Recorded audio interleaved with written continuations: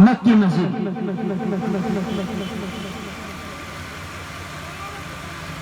بسم الله الرحمن الرحيم. الحمد لله رب العالمين، والصلاة والسلام على أفضل الأنبياء والمرسلين محمد وعلى آله وأصحابه وأزواجه وأهل بيته أجمعين. أما بعد، فأعوذ بالله من الشيطان الرجيم. بسم الله الرحمن الرحيم. والذين جاهدوا فينا لنهدينهم سبلنا وإن الله لمع المحسنين. وقال رسول الله صلى الله عليه وسلم: حجبت النار بالشهوات وحجبت الجنة بالمكاره، او كما قال رسول الله صلی اللہ علیہ وسلم. محترم بزرگوں اور دوستوں اور اسٹیج پر تشریف لائے ہوئے علماء اور سامعین، معزز اور غیور نوجوان مسلمانوں اور اسلامی بھائیوں، جیسا کہ اس سے پہلے بیان ہوا، اگر ہم اس یقین کے ساتھ یعنی موت کو سامنے رکھتے ہوئے اپنی زندگی کی بار دور آگے بڑھائیں گے اور اللہ سے ڈرتے رہیں گے، اللہ پر ایمان رکھتے ہوئے اپنی زندگی گزاریں گے، تو پھر جو ہمیشہ ہمیشہ کی زندگی ہے موت کے بعد آنے والی، اس میں اللہ ہمیں کامیابی عطا فرمائے گا. میں نے خطبے میں ایک حدیث شریف پڑھی ہے، بخاری شریف کی حدیث ہے. اللہ کے نبی صلی اللہ علیہ وسلم نے فرمایا کہ جہنم کو شہوتوں سے گھیر دیا گیا ہے اور جنت کو ناپسندیدہ، مشکل اور تکلیف دہ چیزوں سے گھیر دیا گیا ہے. آگے سمجھنا بات، یعنی جہنم کو شہوتوں سے، جہنم پر شہوتوں کا پردہ پڑا ہوا ہے اور جنت پر ناپسندیدہ چیزوں کا پردہ پڑا ہوا ہے. مثال کے طور پہ اپنی نیند کو قربان کرنا ہے، سویرے اٹھنا ہے. سردی اتنی ابھی ہوئی ہے، سردی میں ٹھنڈے پانی میں یا گرم پانی میں وضو کرنی ہے، اپنے نرم نرم بستر چھوڑ کر اللہ کے سامنے کھڑا ہونا ہے. یہ کیا ہے؟ یہ ہمیں ناپسند معلوم ہوتا ہے. حلال روزی کمانی ہے، حلال روزی کمانے کے لیے سویرا اٹھنا پڑے گا. اٹھ کر گرمی میں، سردی میں اور اپنی جان کی پرواہ کیے ہوئے بغیر خون پسینے کو ایک کر کے حلال روزی کمانی ہے. تو یہ کیا ہے؟ یہ ناپسندیدہ ہو گیا. اللہ کے حکموں کو پورا کرنا، پڑوسیوں کا خیال رکھنا، پڑوسیوں کی تکلیف دہ چیزوں کو برداشت کرنا، اسی طریقے سے بہت ساری چیزیں ہیں جو ہمیں ناپسند معلوم ہوتی ہے، لیکن اس کے پیچھے اللہ نے جنت کو ڈال دیا ہے. اب ایسا تو ہے نہیں، یہ کسی حدیث میں ایسا لکھا نہیں کہ مسلمان اپنی مرضی کی زندگی گزارے اور جو چاہے اس کے دل میں وہ کرے، اپنے نفس پر بوجھ نہ ڈالے، جی میں آئے اسے نہ چھوڑے، اللہ کے احکام کی پابندی نہ کرے، آزاد ملنگ پھرے. تو کیا ہوگا کہ پھر جنت ملنے والی ہے نہیں. ایک معزز مہینہ ہمارے اوپر، مقدس اور مبارک مہینہ آ رہا ہے، رمضان المبارک. اس کی ہم قدر کریں. اور اس سے پہلے جو میں نے بات کہی ہے کہ نفس پر اپنے زور ڈالیں کہ نفس کی مثال اللہ والے دیتے ہیں کہ اس کی مثال دودھ پیتے بچے کی طرح، دودھ پیتے بچے کی طرح ہے.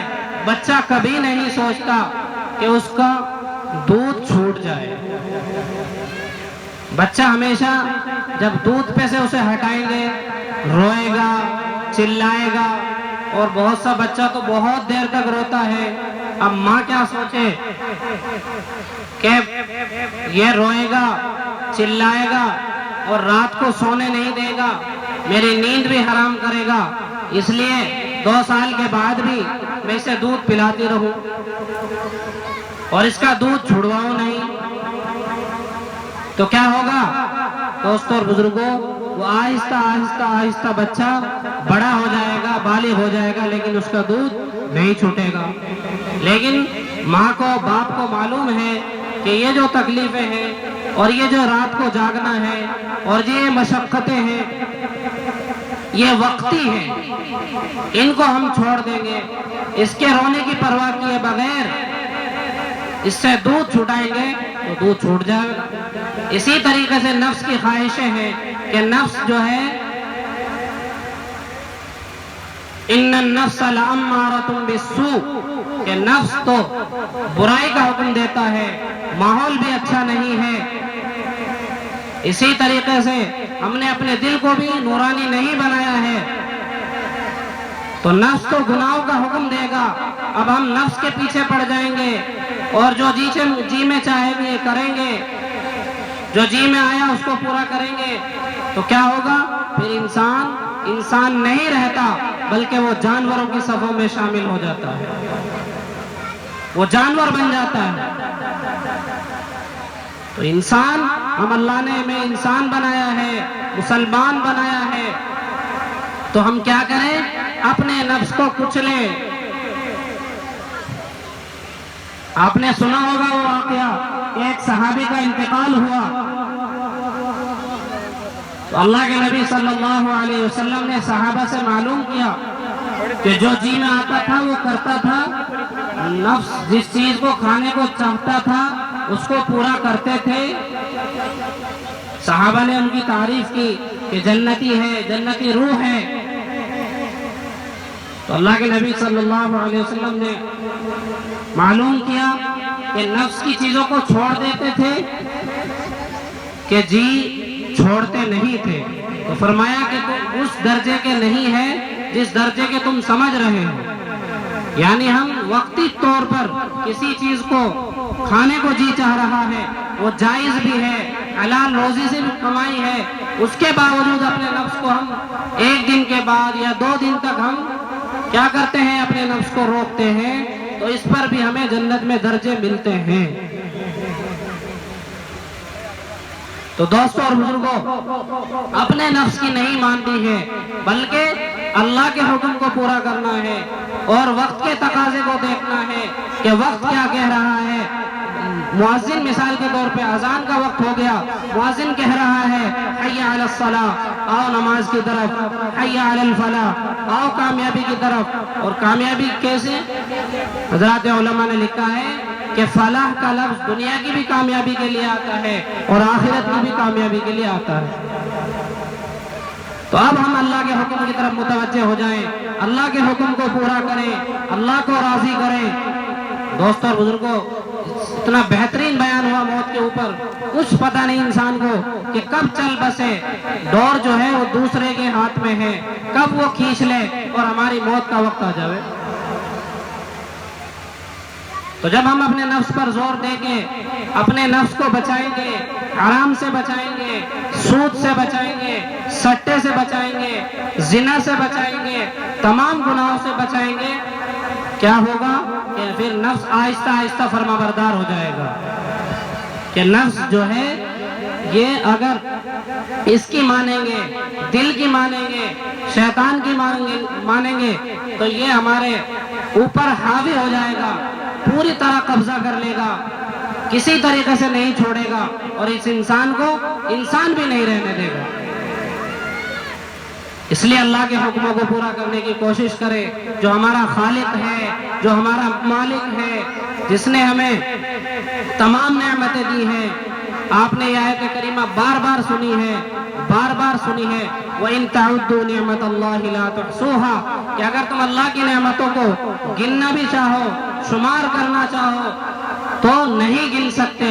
تمہارا دماغ فیل ہو جائے گا، تمہارے کیلکولیٹر کام کرنے بند ہو جائیں گے، تمہارا حساب کتاب میں دماغ کام کرنا بند ہو جائے گا. اللہ کی نعمتیں نہیں گن سکتے. شکر گزاری تو دور کی بات. شیخ سعدی نے لکھا ہے کہ اگر انسان سانس لینے کی بھی نعمت کا شکر ادا کرنا چاہے تو نہیں کر سکتا. کیوں؟ اللہ نے دو نظام بنائے ہیں کہ وہ ہوا کو اندر لے جاتا ہے اور اندر سے باہر پھینکتا ہے. اگر انسان کو باہر سے سانس ملنا بند ہو جائے، اندر لے جا نہ سکے اور اسی طریقے سے اندر سے باہر نہ پھینک سکے تو کیا ہو جائے گی؟ موت ہو جائے گی. انسان ختم ہو جائے گا، اس کا دھڑ باقی رہ جائے گا، کچھ بھی باقی نہیں رہے گا. اس لیے دوستو اور بزرگوں، اللہ کے حکموں کو پورا کرنے کی ہر حال میں کوشش کریں. اللہ والے بن جائیں. اللہ والا بننا کوئی مشکل نہیں. حدیث شریف میں آیا کہ زیادہ عبادت کرنے سے، زیادہ نفلیں پڑھنے سے، زیادہ صدقے کرنے سے، زیادہ تسبیحات پڑھنے سے کوئی اللہ کے قریب نہیں بنتا، بلکہ حرام کاموں کو چھوڑنے سے. اتق المحارم تکن اعبد الناس، محارم کو، حرام کاموں کو چھوڑنے سے، حرام چیزوں کو چھوڑنے سے انسان متقی بنے گا، سب سے بڑا عابد بنے گا، سب سے بڑا عابد بنے گا. اس لیے ماں باپ کی بھی خدمت کریں. ماں باپ کو بھی ہم نے آج کل بھلا دیا، اپنے خالق کو بھی بھلا دیا، اللہ کو یاد کرنا بھول گئے. اللہ جل شانہ سے دعا ہے اللہ ہم سب کو عقل سلیم عطا فرماوے اور ہمیں اپنے خالق کی، اپنے مالک کی اور اپنے محسنین کی قدر کرنے والا بناوے. آمین. وما توفیقی الا باللہ علیہ توکلت و الیہ انیب.